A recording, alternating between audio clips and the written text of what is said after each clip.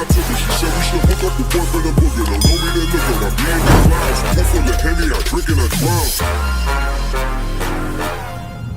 Hey guys, what's up, man? It's Sam from Harkey Fishing, and guess what? It is 4th of July. Happy Fireworks Day, happy Independence Day, and thank you to all that have served this country to, give us the freedom to get out and just enjoy this great country that we live in, and the freedoms that we get to enjoy. And so I got a little different video coming to you today. Today we're going to kind of try to do a how-to video, and really what I wanted to go over, and as you can see, we are rocking. It's 4th of July. There's pleasure boats everywhere, but I wanted to go over exactly how I go about fishing brush piles. We've been talking about them for a month, and I wanted to show you some of the tricks that just make it easier for me and make me very efficient at it when I'm tournament fishing. And I use Humminbird electronics. So the first thing I want to kind of go over with you is what I look for on my Humminbird electronics. And I'm going to flip this thing around. You're going to hear me talking, but I'm going to show you exactly what we're looking at. Let's see if I can flip this thing around here now. All right, so here we are. We got this thing flipped around. So first off, here's my Humminbirds, and what we're looking at, we've got the side imaging on the top, we got the down imaging on the side. You can see over here we've got hard bottom, over here soft bottom, so that's channel. But really what I want you to focus in on is this mapping. And I'm not doing this to give away a spot or show you a spot. In fact, this is a spot I rarely fish, and I kind of did that on purpose just because I want you guys to understand that it's not about secret spots. It's about figuring out a pattern. So a couple of things I do use on my Humminbirds, and here comes some huge waves. This will be fun. Range rings. If you notice, the boat has 2 rings around it. I use range rings a lot. I use 2 range rings, and I set one at 60 and one at 120 feet. The other thing you'll notice is there's a heading line. So that heading line is going to show me exactly where I'm headed, and I'm wanting to head right for that, what I've got labeled as a rock pile. It's really not a rock pile. This is actually the old bridge across the lake. And so I want to head right for that. And when I get to that 120 mark, intersects that ring, I'm going to disengage the gears, and I'm going to just idle up to this spot. Now, if this was a conservation brush pile, which, there's plenty of those around, I'm going to do the same thing. So I'm getting a little off course. I'm going to correct that. We're right about 120 feet from it. So what I'm going to do now, I'm going to disengage, and I'm going to go to the front and get on the trolling motor. Now, one key thing here when it comes to this stuff is we don't want to spook these fish.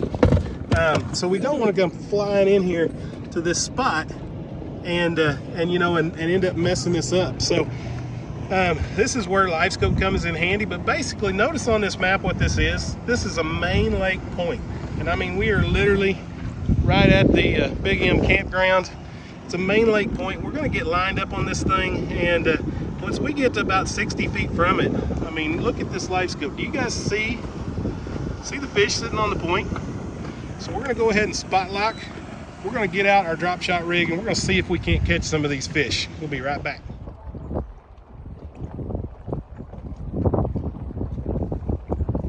Look there, guys. I don't know what we got, but it's actually pretty big. Probably a walleye. Fixing to see. Nope, it's a bass. All right, so first cast, he's not a keeper. The first cast, there's a little Kentucky. So, that's what we're talking about when we talk about, fishing main lake points and stuff like that.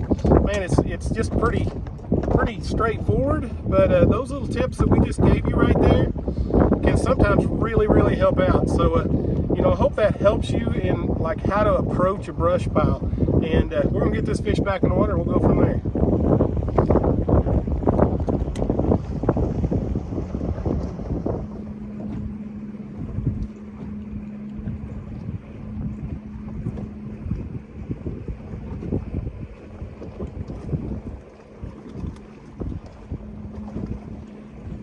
Surprise, surprise. Second cast, even the walleye like it.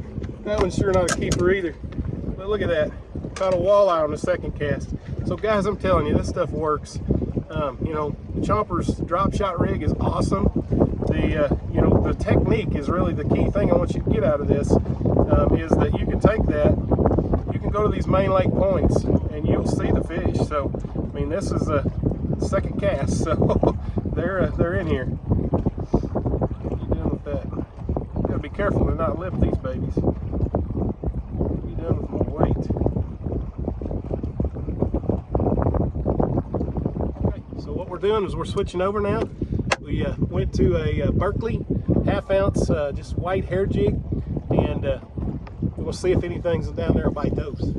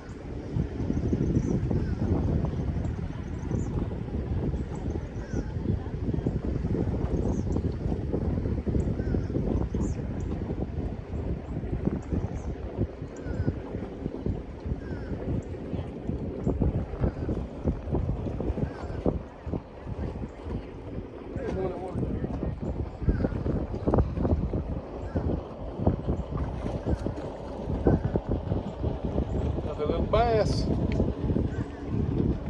little better size, still small. Little Kentucky. No hair jig.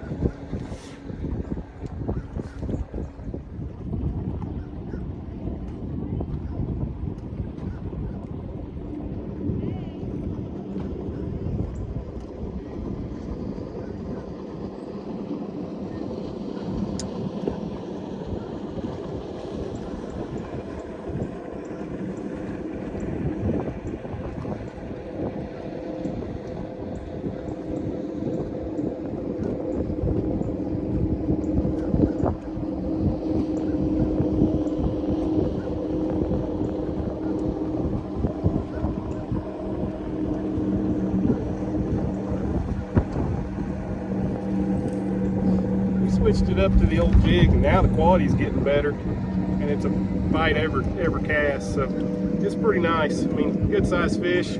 That's a keeper.